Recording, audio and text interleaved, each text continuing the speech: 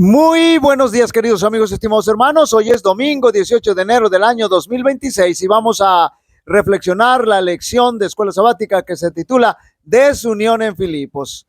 Una de las razones por la cual el apóstol se siente motivado a escribir la carta a los filipenses es debido a que habían caído en la desunión, y eso preocupaba y decepcionaba al apóstol Pablo, porque recordemos que él los amaba tanto como si los hubiera engendrado, y claro que espiritualmente los engendró. Por lo tanto, es natural que el apóstol experimentara ese sentimiento. Notemos, queridos hermanos, que algunas actividades de los miembros de la iglesia de Filipos traen como consecuencia la desunión en la iglesia, y el apóstol la señala de manera directa, pero también les da o señala la solución para seguir evitando caer en esa situación de desunión. Perdón.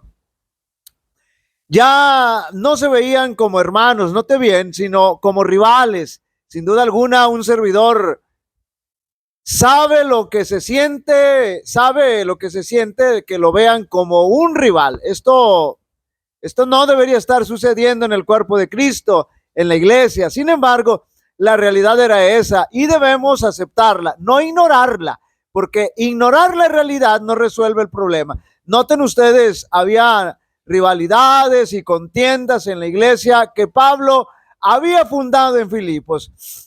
Notemos lo terrible que significa que haya rivalidad, como bien describe el autor de la lección, la palabra rivalidad, que viene del griego erideia, perdón. Notemos la profundidad de esta palabra, su contexto etimológico. En el contexto bíblico, erideia significa ambición, note bien, egoísta, partidismo, rivalidad personal o espíritu faccioso, derivado del griego para trabajador asalariado que buscaba beneficio propio, evolucionando, note bien, esta palabra al principio era una palabra buena, evolucionando a una búsqueda de poder o posición a cualquier costo, sin importar el bienestar, note bien, ajeno, y es listada como una de las obras de la carne en Gálatas 5:20. Aparece en varios pasajes del Nuevo Testamento, traducida como contienda, ambición, egoísta o rivalidad. Gálatas 5:20 enumera la erideia junto con otras obras de la carne, indicando una naturaleza pecaminosa de buscar el propio beneficio. Filipenses 2:3 advierte: nada hagáis por erideia, es decir, nada hagáis por ambición o para creerse superior a los demás, sino con humildad. Podemos enfatizar entonces que erideia en la Biblia es una actitud de intriga y egoísmo para conseguir ventaja personal, nótelo bien, opuesta a la humildad y al servicio desinteresado. Erideia es una palabra cuyo significado degeneró. Decíamos que era al principio buena, pero degeneró. Y la historia de su degeneración es un feo comentario sobre la naturaleza humana. En el Nuevo Testamento este vocablo se utiliza 7 veces y siempre significando una falta que arruina a la obra de la iglesia. En Romanos 2:8 se usa para describir a los que son contenciosos. En 2 de Corintios 12:20 se encuentra formando parte de una lista de faltas que estaban socavando, note bien, la iglesia de Corinto. Y en Gálatas 5:20 es una de las obras de la carne. En ambos casos, la versión Reina Valera antigua traduce contienda. En Filipenses 1:16 y 2:3 se usa para describir un motivo hipócrita por el que se puede anunciar a Cristo. Note bien, se puede predicar a Cristo, se puede ser un cristiano, pero de manera hipócrita. No, repito, en Filipenses 1:16 y 2:3 se usa para describir un motivo hipócrita por el que se puede anunciar a Cristo y un falso espíritu de vida. Por eso el apóstol decía que algunos predicaban solamente por hacerlo sentir mal, predicaban a Cristo. Esa es una forma de contienda del concepto erideía. En el primer caso,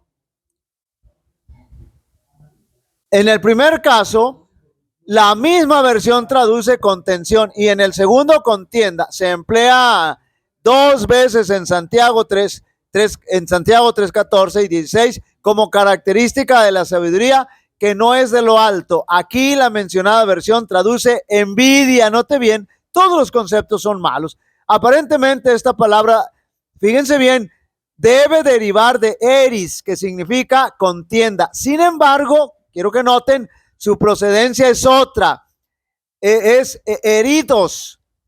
En su origen significaba jornalero. La palabra tenía que ver en forma especial con la idea de hilandero, tejedor, y la derivación popular fue de erión, que significa lana, erideía. Por tanto, empezó, escuche bien, siendo una palabra sumamente respetable con la significación de trabajo o jornal. Después empezó a degenerar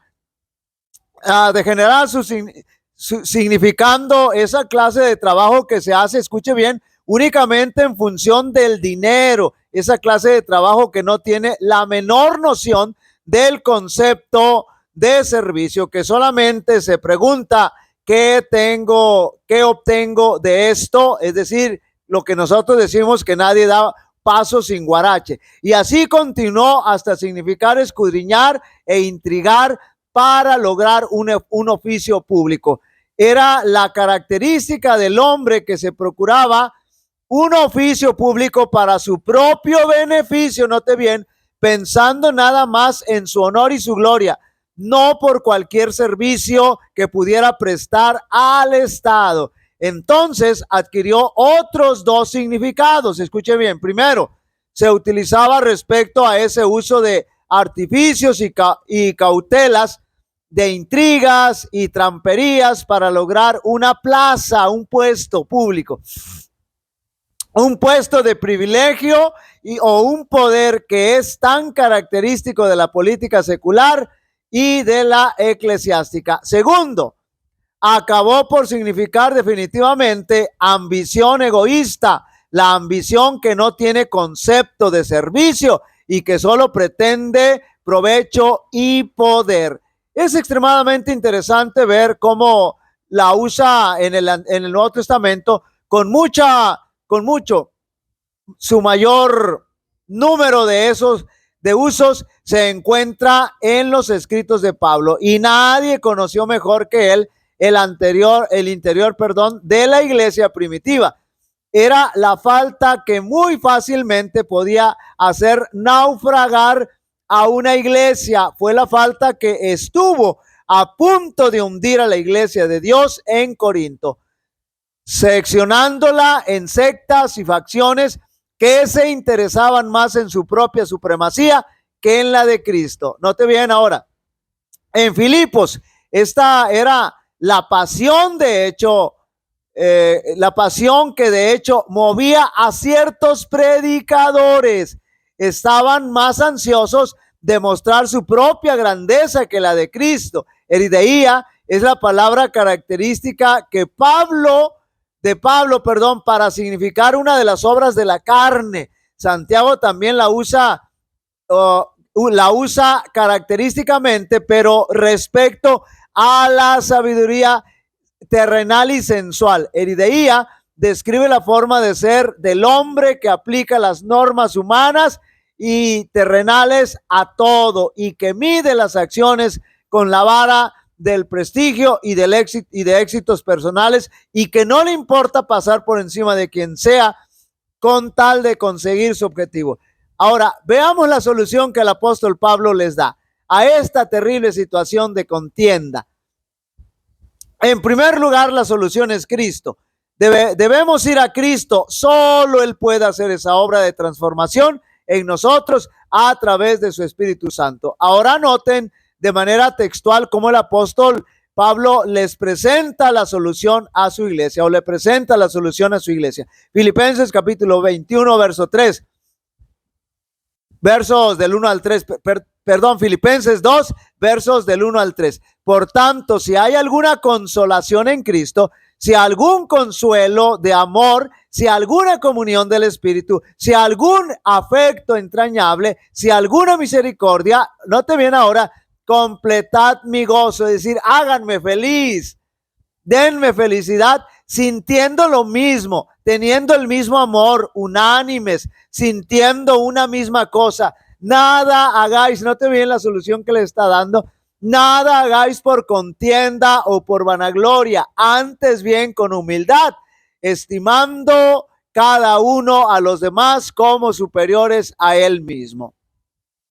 Dios puede hacer del más humilde de los seguidores de Cristo algo más preciado que el oro fino, aunque el oro de Ofir, si se rinde por completo para ser moldeado por su mano transformadora, ellos deberían estar determinados a utilizar de la manera más noble cada facultad y cada oportunidad. La palabra de Dios debiera ser su objeto de estudio y su guía a fin de decidir qué es lo mejor en todos los casos. El carácter impecable, el modelo perfecto puesto ante ellos en el Evangelio debe ser estudiado con el más profundo interés. La lección esencial que se debiera aprender es que la bondad es la verdadera grandeza. El más débil seguidor de Cristo ha forjado una alianza con el poder infinito. En muchos casos, Dios puede hacer poco en favor de hombres y mujeres educados, pues no sienten la necesidad de aprender de Él, que es la fuente de la sabiduría. Y el Señor no va a forzar a nadie. Si confía en su propia fortaleza y sabiduría, seguramente fracasará. Dios reclama una consagración íntegra y completa. No aceptará nada menos que esto. Cuanto más difícil sea su posición, más necesitará de Jesús. El amor y el temor de Dios mantuvieron a José puro y sin mancha en la corte del rey. Es imposible permanecer en una posición elevada sin peligro. La tempestad deja intacta a la sencilla flor del valle, en tanto que la lucha con el encumbrado árbol que se eleva en las alturas de la montaña. Hay muchas personas a las que Dios pudo haber utilizado en la pobreza. Allí pudieron haber sido útiles y logrado la gloria después. Pero la prosperidad los arruinó. Fueron arrastradas hasta el abismo porque olvidaron la humildad que Dios era su fortaleza y se volvieron, independientes y autosuficientes. El carácter de José fue probado en medio de la adversidad.